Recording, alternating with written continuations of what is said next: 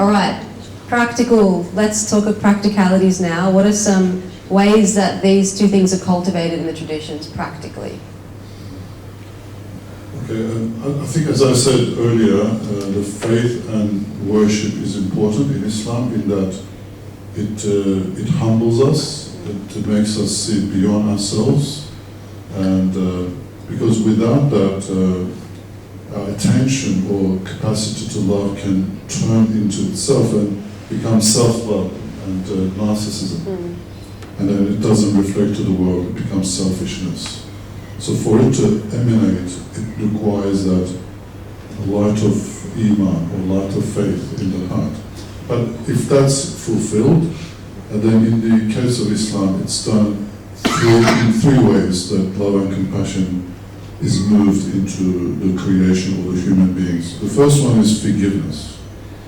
That we should, people will wrong us from time to time, and we should be a forgiving person. And secondly, it's about charity. That we should be moved to the suffering of others, and particularly in the case of Islam, like fasting, you really feel what it means to suffer, be hungry and thirsty. I guess hunger is one of the biggest issues in the world. It was in much of the human history. So that moves a person internally to help others. And zakat, like almsgiving. So charity or sadaqah, the concept of charity or sadaqah in Islam, very broad. Even an act of smiling to someone is an act of care and tenderness, isn't it? That when you smile at somebody, look at them in the eye, you have to look at them in the eye. When you look at them in the eye, you signal that they exist, as a being. This is very important. Like we walk around the city, no one's looking at each other, millions, thousands of people, and everyone's alone, on their phones. So charity, forgiveness, and number three, service. Like services, or khidma, or hizmet in Turkish, we call it. Service is very important. That we are moved to causes that are greater than ourselves, and we actually do things in the world. It comes back to what I was saying earlier, the constructive aspect of human nature is manifested through service. Because it's when we serve, I guess, to make things, to build societies, communities, to heal people, to build the institutions, you've got to work together, and you've got to serve. And service is when we give more than we receive. I say this in our organizations, like in ISRA, for example, academy, because we collect a lot of money. Charity, thankfully, people donate. And I always say to our staff and volunteers that if we generate more value and we give more people, then we are a service-oriented organization. But if we are receiving more than we are giving to society, then we are not better than a company, a corporation, because that's what they do to make profit, right? You take more money than you provide services for, and you make a profit out of that. So a non-profit making organization must give more than they receive. So that is to me, the nature, fundamental measure of service and also without love and compassion you can't do that, because it requires sacrifice. It requires you end up paying more than what you're receiving. So I guess these are the kind of concepts that moved Muslims and Islam.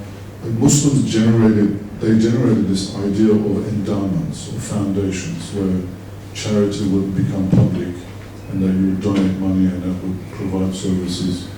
Muslims, they even established endowments to look after wild animals, injured animals in Ottoman Empire, during Ottoman Empire.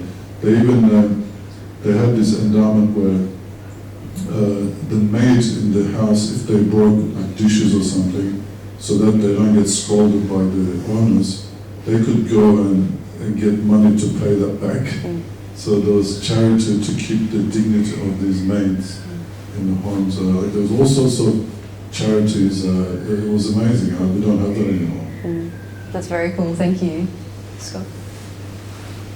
Yeah. So I was talking earlier about grace being the means by which Christians understand their ability to act in love, to be kind of enabled. And so, we have this idea of the sacraments, right? These means of grace. And so the liturgical practices of coming to a Eucharist or baptism, these constant these sites at which you perform something. You go through the narrative again and you remember. You don't hope in Christian traditions by looking forward and forecasting, on possible futures. You hope by looking backwards, by looking at the past, because memory is the seat of hope. And so these practices of memory then enable you to sort of think about the time that you are in, not as something that you are sort of captive to, but rather the time you are in is the time of the end, and so you must act now.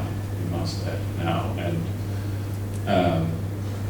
and so this can manifest itself in all different kinds of obligations, right? To feed the poor, to care for the sick. Christians create institutions like hospitals, another hospice word, right? Hospitals, schools, food banks, whatever.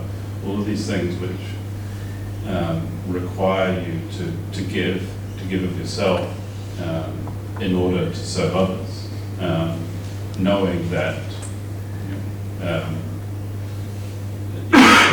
even perhaps if it doesn't mean you can accumulate enough for yourself and to guarantee your future, that your hope is not in that future.